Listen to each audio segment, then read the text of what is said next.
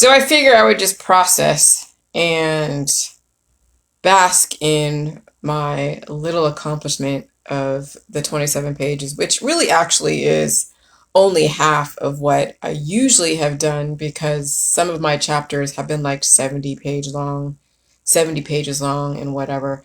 But I also was getting into really nitty gritty detail with some of the microcosmic universe, which are cells and their behaviors and protons and neutrons and all that, which are going to be in the book too. But this last chapter was covering the business called Earth.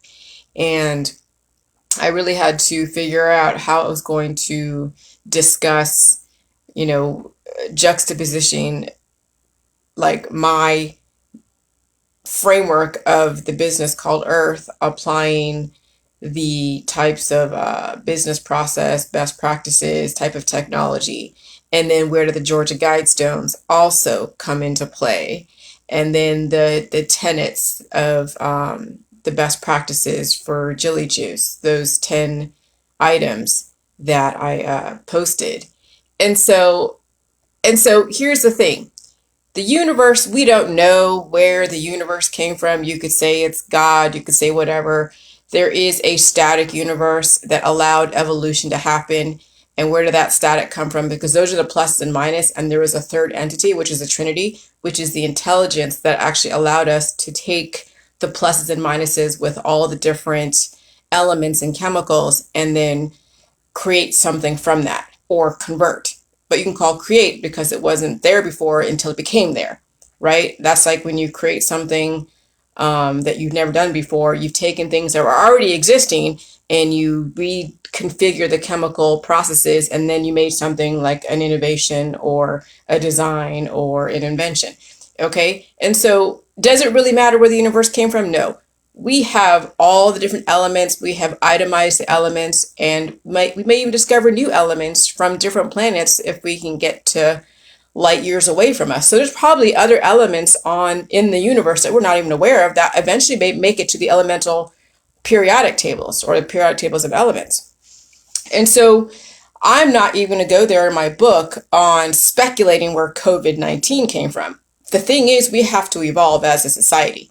Viruses, parasites, protozoa, proteins, fungus, and bacteria, all of that is part of the microbiome. Hey, everybody. And then the microbiome is like panspermia. That's Fred Hoyle's theory of how life was seeded on Earth, and the vectors were potentially spaceships, were planetoids, space dust, meteorites, comets, just, whatever force that brought all types of stuff into our atmosphere that then potentially seeded our Earth. So that's the same thing with this COVID. You could say it was devised in a lab and it was released. That's all speculation. Okay? When you think about it, humans are their own gods because they can make or break their world. I mean, that's just no doubt about it. You can make or break your own world. And as long as you know all of the data that's right before you, then you can go down so many different avenues.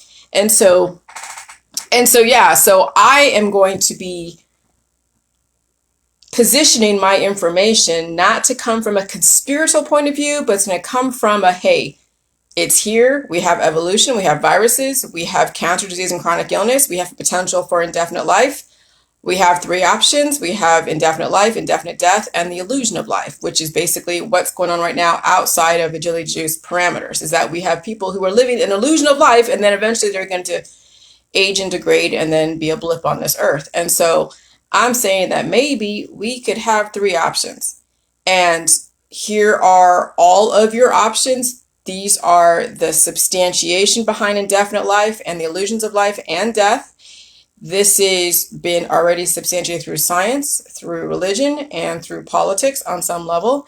And we are seeing a change in our society. We're seeing them roll out, just how in which we are going to act and do things with then this COVID. And then, yes, Bill Gates did say there's going to be other pandemics, other waves of pandemics in the future. And so this is just scratching the surface. This is just the beginning.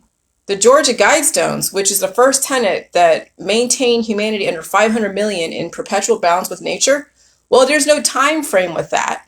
And so, if there's no time frame with that, then we can't speculate it's going to be in 10 years. We could say it could be like in 50 to 100 years. But here's the thing, you still have a choice. Before, you never had a choice. You were relegated to whatever your predispositions were, your genetics. You're relegated to the access to resources. Did you have access to, an experimental type of protocol that could potentially buy you a few years? Or were you one of those that never got access to that? And then maybe, some people are experiencing a shortened lifespan because they don't have access to certain resources. And so now humans have a choice. Now humans have a choice. You can be part of the 500 million that will be maintaining existence on some level, or you'll be the 6.5 billion that will be projected to eventually disappear. And it may happen through several generations. It may not be just like, okay, I mean, obviously, if you are believing that you should die, it's going to happen with you and with your next generation, because that's what you're going to teach your next generation, that you're supposed to die someday. And then your lifestyle and your belief systems will then put that into existence. And so, what I'm proposing is that no matter how the universe came about, no matter how the COVID came about, no matter what, Jilly Juice can work in conjunction with the Georgia Guidestones. So that way you're not one of those that are 6.5 billion that are going to be projected to be disappeared off this earth at some point. Okay? And yeah, you got to go through pain. I mean, right now, my friend Caroline she switched up her Jilly Juice intake. Instead of taking like little shots like while she's eating, which she did for a while, she finally drank some in the morning before she ate anything on an empty stomach, and she experienced another evolution, which, yes, that's the whole point of Jilly Juice. The indicators of evolution is pain, but you have to support that pain correctly, and it doesn't last forever. It may last a little bit. Like, I've had headaches before when I was exposed to COVID for like a week or two. Okay, so there's no telling how long your evolution and all of your predispositions are come to surface, but at least at some point you know that it will be dealt with, and it will not at all haunt you ever again, because you will never let your body get to that point again to where you have to deal with that type of evolution. And so the only thing that I experience when I'm around a bunch of people is that I feel tired. And so that's why I've been kind of nixing going out and doing anything except for one more event at the end of May. And then I'm not going to see anybody until my book is done, because I'm just so tired of having to sleep the next day afterwards just so I can recover and evolve to the level of that environment. And so, I mean, really my symptoms are, when it comes to evolution to new variants, is that I'm tired and I blow my nose in the morning, and that's it. Okay. And so some of you are going to have a lot more to deal with when you get exposed to new variants, and some of you will react to those symptoms with pills, powder supplements, and detoxes and antihistamines or whatever.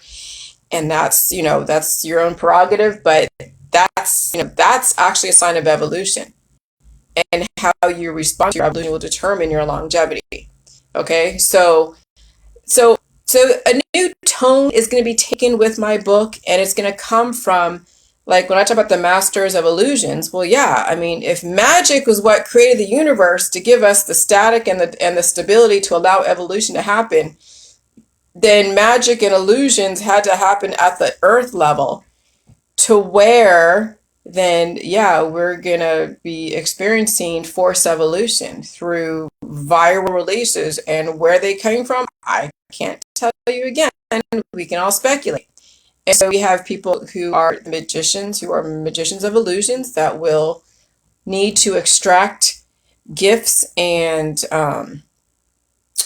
talents from the population to help innovate. And that's why we have kids out there, is because we want our kids to be part of the future and maybe, have a great life and do something amazing for humanity, or just be another cog in the wheel of the system, which both are fine. We need both. But we always have really high dreams for our kids and for our friends and family. So we do the best we can to put them in the right direction.